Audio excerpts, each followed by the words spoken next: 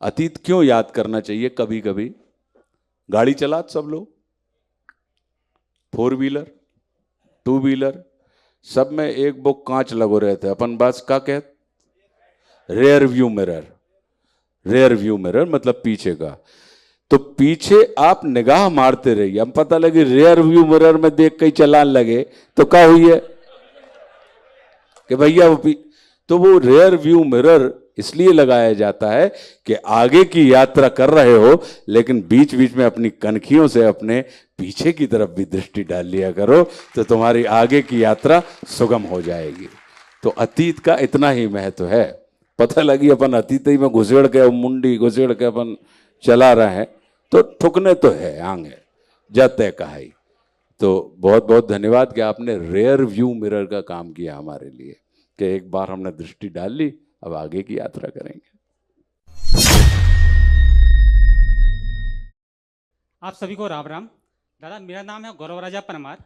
मूलतः रहने वाले हैं ललितपुर के और पिछले 11 सालों से भोपाल में रह रहे हैं। आपसे एक छोटा सा सवाल है, चूंकि आपका जाना तो पूरे विश्व में होता है, नए नए युवाओं से मिलते हो, सबसे मिलते हो, लेकिन आज आपने भी महसूस किया होगा, हम लोग भी महसूस करते हैं कि नई पीढ़ी है आज की, साहित्यिक लेखन से और साहित्यिक स्वाध्याय से कहीं ना कहीं दूर हो रही है। और जैसे आपने देखा होगा कि बच्चे हों, छोटे हों चाहे बड़े हों, जहाँ तक स्वाध्याय की अपेक्षा रील्स हो गई, सोशल मीडिया हो गई, डिजिटल मीडिया हो गई, इनसे सीखना जाना चाह रही है। लेकिन हम जानते हैं जब तक पढ़ेंगे नहीं, जब तक स्वाध्याय नहीं करेंगे, तब तक नया लेखन अपने चाहे संस्कृति से जुड़ा हो चाहे बुंदेलखंड से जुड़ा हो, उसको नहीं ला सकते। क्योंकि आप जैसे लोगों ने जैसे पहले कर दिया, लेकिन आज के समय में ज़रूरत है कि आज का हमारा जो कल्चर है, हमारे बुंदेलखंड की संस्कृति है, उसको आगे युवाओं के बीच लाएं। तो ऐसे आपसे एक छोटा सा वो है कि क्या हो सकता है कि हमारी आज की पीढ़ी स्वाध्याय भी करे और साहित्य में भी जुड़े और आज के हिसाब से नई चीज़ें निकल के आए, बुंदेलखंड की भाषा सब जगह पहुंचे। देखो क्या है, सबसे पहले तो जिस युग में अपन हैं उसको कुचरना बंद करें कि मतलब रील मतलब बुराई। जब हम लोग पढ़ रहे थे उस समय मोबाइल नहीं था, तो हमारे पास साधन क्या था? किताबें थी। और अगर हमको मनोरंजन करना होता था तो क्या था? सिनेमा था। ठीक है, किताबें थी, सिनेमा था। फिर भी अपने तक डुकरा उकरा हल्के बड्डे घाएंगे आदमी मिल जाते जो पान के पट्टियों पे चाय की दुकानों पे बैठ के अपन को मंत्र फूंकत रहते। मतलब उनके भी बतखन्ना सुन के घरे आके डांट पड़ रहे, कहा 10 बज गए तुम कहाँ आते? अब जब बता नहीं सके कि हम फला नन्ने की दुकान पे बैठे थे पान के पटिया पे, उसे बड्डे मिल गए और बड्डे के बतौलों में हम फंसे थे, बता नहीं पाते थे। कहने का अर्थ ये है, इस चीज को हम कंडेम करना बंद करें। जब युग बदलता है तो सीखने के तरीके भी बदलते हैं। आवश्यक नहीं है कि सिर्फ किताबों से ही हम सीखें। उस समय भी किताबें आती थी, तो पल्प लिटरेचर भी आता था, आपको पता है ना? पल्प लिटरेचर मतलब मस्तराम सीरीज की किताबें भी आती, वे लड़का किताबों में छिपा के पढ़ते। तो सीखवे के लाने, देखो प्रकृति तो तब भी थी, ऐसा नहीं है वे लुका के पढ़ रहे, पकड़ा गए, बाबूजी ने पकड़ लो, 3 कान पे दे तो पता लगी कि तब किताब ने करके आई। नहीं तो 3 दिना से देख रहे थे बाबूजी, नहीं बेटा वो तो रसायन पढ़ रहा हो। जब रसायन पढ़ रहा हो बाकी बाद भी फेल काय हो रहा हो। तो कहने का अर्थ यह है कि सबसे पहले तो इस बात को समझो कि जैसे जैसे युग बदलता है, हमारे संचार के साथ माध्यम और हमारी शिक्षा के माध्यमों में विस्तार होता रहा है। ठीक है, सोशल मीडिया हम भी चलाते हैं। अब हम तुमसे प्रति प्रश्न करके, ये उत्तर ही है, एक बंदूक क्या करती है? करती है वो बंदूक अगर किसी आतंकवादी के हाथ में तुम देख लो तो तुम्हारे अंदर क्या पैदा होगा? डर। और वही बंदूक अगर तुम अपने किसी सैनिक के हाथ में देख लो तो तुम्हारे अंदर क्या पैदा होगा? तो भैया समस्या हाथ में है कि हथियार में है?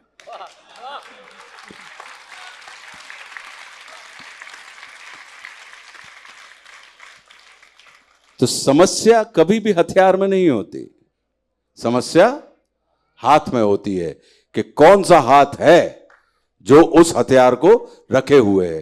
तो मोबाइल हम भी चलाते हैं, हम भी सोशल मीडिया पे हैं, और हम तो एक एक आदमी के कमेंट पढ़ते हैं, और जिन जवाबों को हमको देना उचित लगता है हम जवाब देते हैं।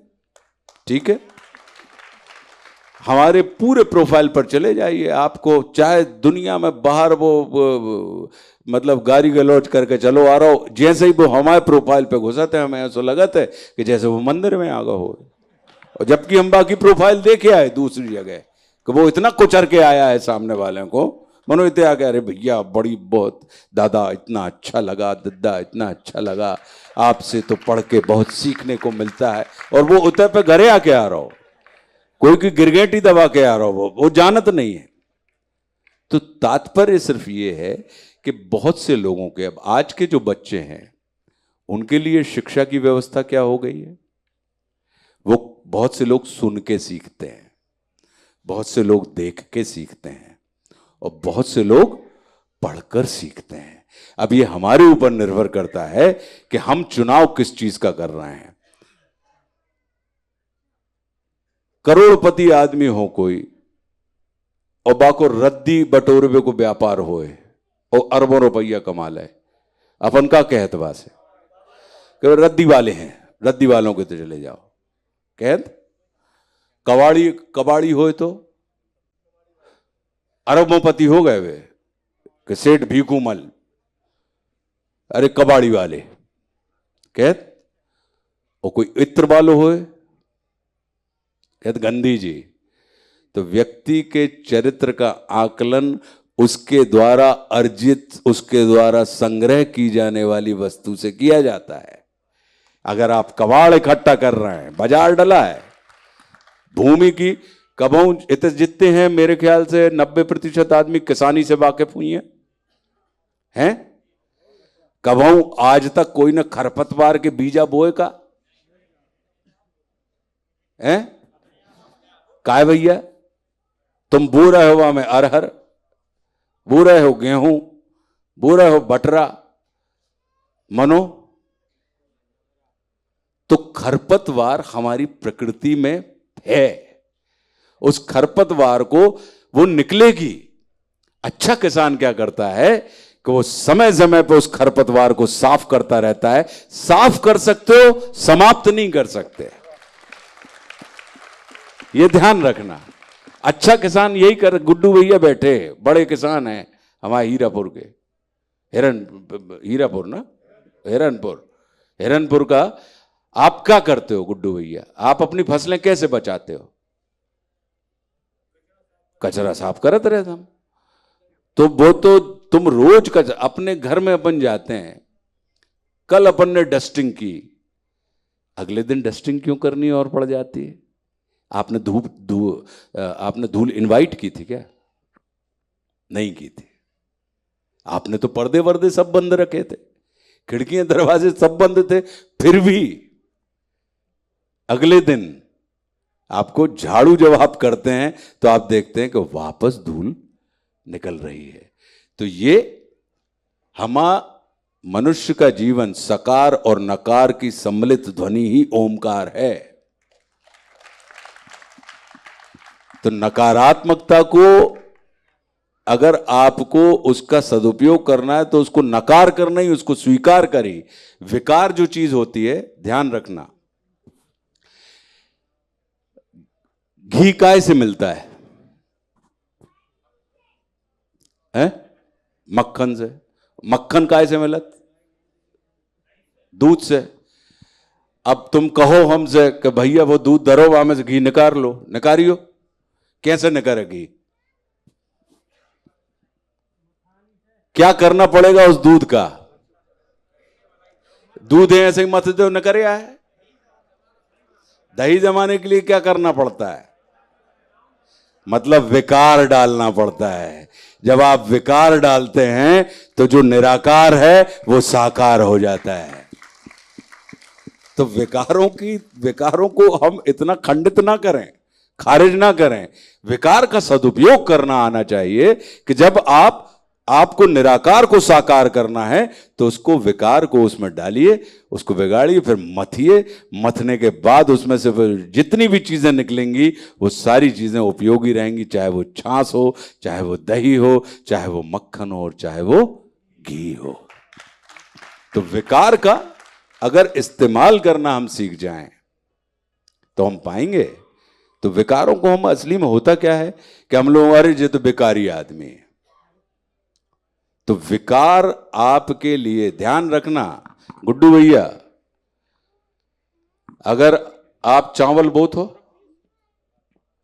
चावल बोवे के लाने आपका बोत हो, धान मतलब मैं फुकली के, बिना फुकली के चावल डालियो भैया, चावल चाहिए आप।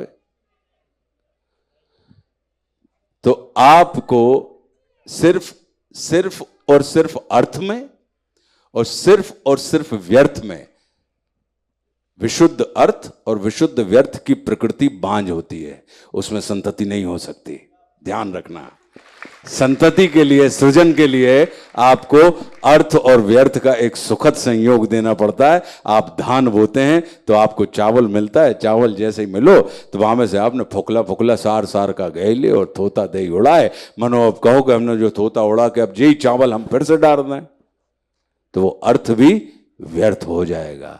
तो अगर संतति आपको चाहिए, केला की दुकान पे चले जाओ, भैया मोहे तो अर्थ ही अर्थ दो, वो कहे अर्थ चाहने तो व्यर्थ संग लेने पड़े, वो बुकला है ना। अब जब तुम्हारे विवेक के ऊपर अगर तुम अर्थ छोड़ के बुकला खा जाओ, कि बुकला पकड़ के तुम भाई धीरज से, क्योंकि अगर आप शुद्ध अर्थ को भी पकड़ लेंगे तो हाथ गंदे कर देता है। तो इसलिए क्या करते हैं, बोले व्यर्थ के खोल पे धीरे से आपने व्यर्थ को खोल बना के रखा और आपने अर्थ पूरा खाया। अर्थ खाने के बाद ध्यान रखना, जब उस छिलके को फेंकते हैं तो वो अपने साथ थोड़ा सा अर्थ बचा के ले जाता है। तो भैया जीवन बहुत व्यापक दिया है परम ब्रह्म परमात्मा ने अपन को और अपने ऋषि मुनियों ने इन चीज़ों को। तो मेरा अपना ये मानना है कि किन्हीं भी माध्यमों को दोष ना दें। अगर कहीं कहीं सुधार करना है, चित्त की तरफ दृष्टि डालनी है, तो क्या करते हैं, जिन आंखों से हम दुनिया देखते हैं, क्या उन आंखों को हम देख पाते हैं? नहीं देख पाते ना। उन्होंने कहा भैया आईने के सामने खड़े कर दीजिए, हम देख लेंगे जी। तो जो दिख रहा है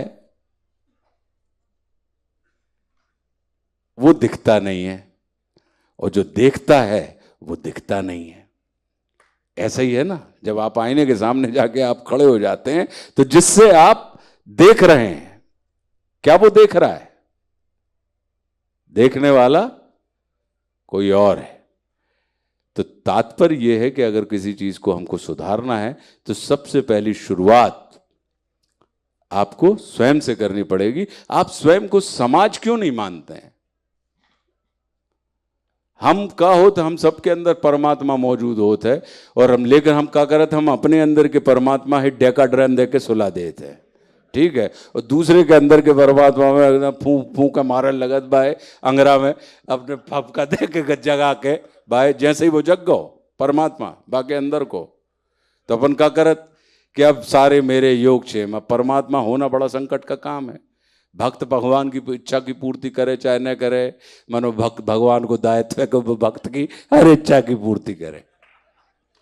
ऐसो करत फिर पता लगी कि भगवान जी जो हमने बनाए अपने हाथ से, वे अगर उनने की कि हमने बनाए थे इनके लाने या अपने लाने, और भगवान जी को लगन लोगों के और उनने सचिन को कचू अच्छो कर दो, तो अपने दिमाग खराब हो जाता है कि हमने तुम्हें अपने लाने बनाओ तो कि इनके लाने बनाओ। तो भगवान को क्या था कि अपनी बुद्धि चलाओ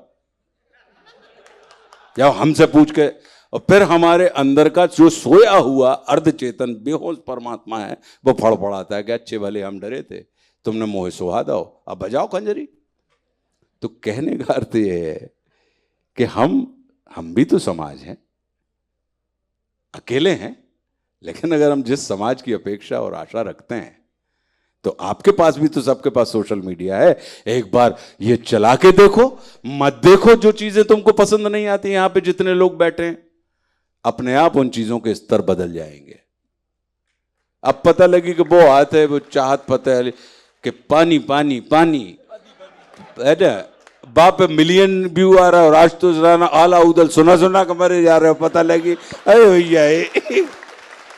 और फिर तुम आशुतोष राणा ही से कह रहे कि दद्दा ऐसा क्यों हो रहा है, आप बताइए। अब जब तुम बाहें देख रहे कि लोटा लोटा लोटा, कोटा कोटा कोटा, अब जब तुम बाहें, तो फिर हम क्या करें? हम भी एक आध दिन लोटा लोटा लोटा लेके आए, हम करने लगे। तो कहवे को मतलब जो है कि तुम्हें अगर नहीं पोसा रहो तो जितने जे बैठे हैं जे बदल जाए, इतने ही बदल जाए।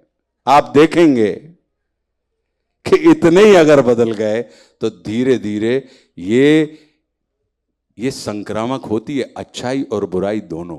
ध्यान रखना, जैसे एक आदमी जमाई ले तो जमाई आने लगती है, एक आदमी ताली बजाए तो लोग ताली बजाने लगते हैं। ऐसे ही अच्छाई भी संक्रामक होती है और बुराई भी संक्रामक होती है। तो आप ये देखेंगे कि अगर 500 आदमियों ने तय कर लिया कि नहीं भैया हमें तो नहीं सुनना, हम ये फालतू की बकवास में, आदमी पढ़े चाहे न पढ़े। अब तुम लिख काय रहे, हम और आप सोशल मीडिया पे कैसे पहुंचेंगे? लाइक कितने आए? नहीं आओ तो फोन लगा, सचिन तुमने हमारी पोस्ट पढ़ी कि नहीं पढ़ी? अरे यार उनने पढ़ी तो मानो बे जलत है हमसे। अरे हमने तुम्हारे लाने अच्छो लिखो, बाने लाइक करो कि नहीं करो, बाने लाइक करो कि लव करो कि लाफ्टर दो है कि वहां पे सैड है कि एंग्री है, हम बेतक न थे। तो भैया कहवे को अर्थ जो है कि अपन सिर्फ युग को दोष देना बंद करें मेरे भाई, है ना, क्योंकि युग हम और आप ही तो हैं। और कौन है युग? हम ही आप हैं युग। तो हम बदलते हैं,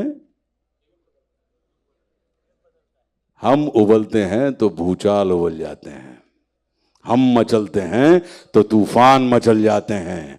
हमको बदलने की कोशिश मत करो भाई, हम बदलते हैं तो इतिहास बदल जाते हैं। तो शुरुआत अगर करनी है, हम यहीं पे बैठे हैं, बहुत अच्छा समागम है ये, और हमें पूरा विश्वास है कि आज जितने लोग बैठे हैं, अगर यही दूसरा, हम दूसरे को तो सुधारने के लिए मतलब घुटना धर दे बाकी छाती पे, मानो खुद नहीं देख पाए हम कि भैया आपसे चूक हो गई, तो दूसरे को सुझाव दीजिए लेकिन स्वयं को सुधारिए। हम क्या करते हैं, दूसरे को तो सुधारने का प्रयास करते हैं और स्वयं को सुझाव देते हैं और निकल जाते हैं, हाँ ऐसा होना चाहिए, कर लेते तो अच्छा हो जाता। तो हमारा बस यही आग्रह है, इस गम्मत में हम गाडरवारा में एक आध बार गाडरवारा सभी बुलाने हैं, हमारे घर है तो अपने बैठ के अच्छी गम्मत हो, अच्छी बुंदेली ठोके, अच्छे आलात सुने, अच्छी बधाई मधाई बजे। तो एक आध बार ऐसा कार्यक्रम बनाओ कि हमारे नहीं गुड्डू भैया, राजू भैया, कीर्ति भैया, हमारे सब बैठे हुए, हमारे बाल सखा हैं सारे लोग, योगेंद्र भी बैठा हुआ है, सारे मिनेंद्र भैया बैठे हैं, सब हमारे बाल सखा हैं। तो एक आध बार ऐसी गम्मत जमाए तो सब उतय को रस लो, तब ही हुई कछू, हम जो समझ में आ गई। कैसे बा भूमि जो है नर्मदा किनारे की, बहुत संभली भई भूमि है और बड़ी जागृत भूमि है। तभी उतय से कभों कोई ओशो मिल जाते हैं, उतय से कभों कोई महर्षि महेश योगी निकल जाते हैं, उतई बाबा धूनी वाले भी मिल जाते हैं, दादा धूनी वाले आपको, उतई लक्ष्मण चैतन्य मिल जाते हैं, उतई भवानी प्रसाद मिश्र मिल जाते हैं, वहीं माखनलाल चतुर्वेदी भी मिल जाते हैं। तो कहने का अर्थ है कि है छोटा सा, दद्दा आशुतोष राणा भी मिल जाते है, कहवे को छोटो है, मनो अच्छो है। तो एक आध बार सब आओ तो तई बैठे और अच्छी ठोकें।